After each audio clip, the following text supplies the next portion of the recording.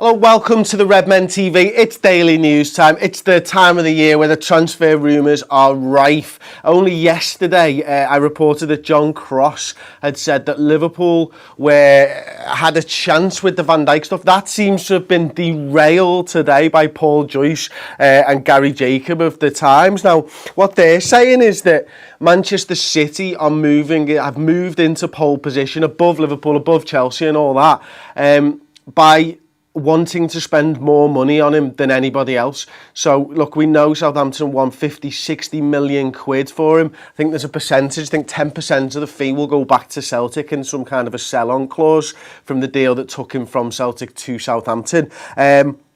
Man City are coming out. They've got the balls on the table this summer. They've already spent 43 million on Silva from Monaco. They're looking to spend another 34 million on Ederson, the Benfica goalkeeper, as well. Add another 60 million on there. It's rumoured that Man City are looking to spend around 300 million pounds this transfer window. That's what's been mooted anyway. I mean, it's crazy.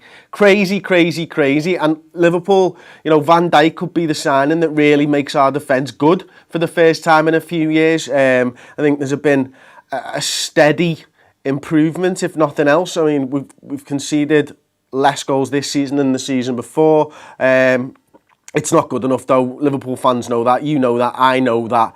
We need someone like a Virgil Van Dijk to really solidify that area of the pitch. And, for me, for a Liverpool fan, I want to see a strong spine, and that goes from goalkeeper to centre forward. And I think that's one of the places that we lack, is that spine throughout the team.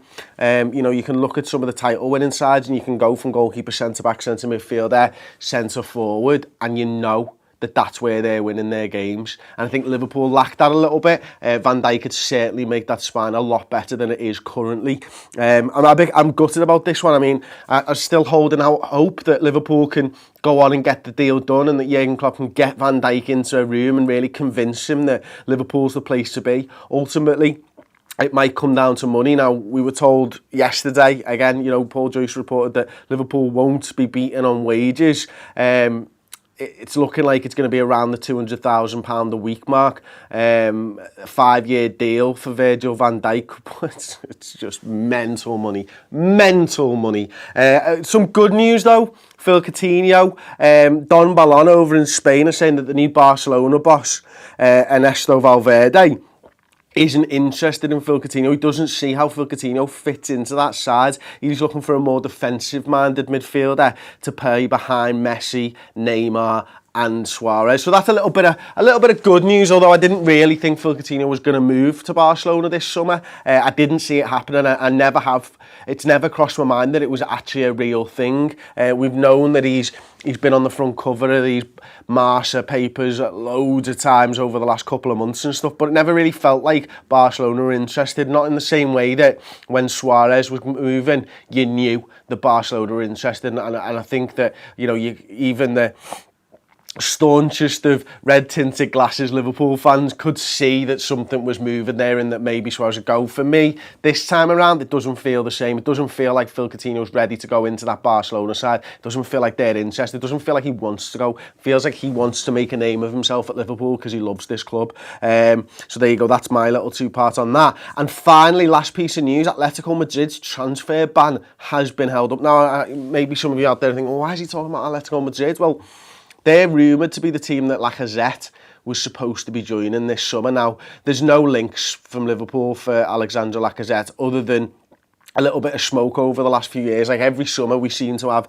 a link every now and again, but nothing concrete, nothing strong, nothing that makes you think, actually, Liverpool are in for Alexandre Lacazette.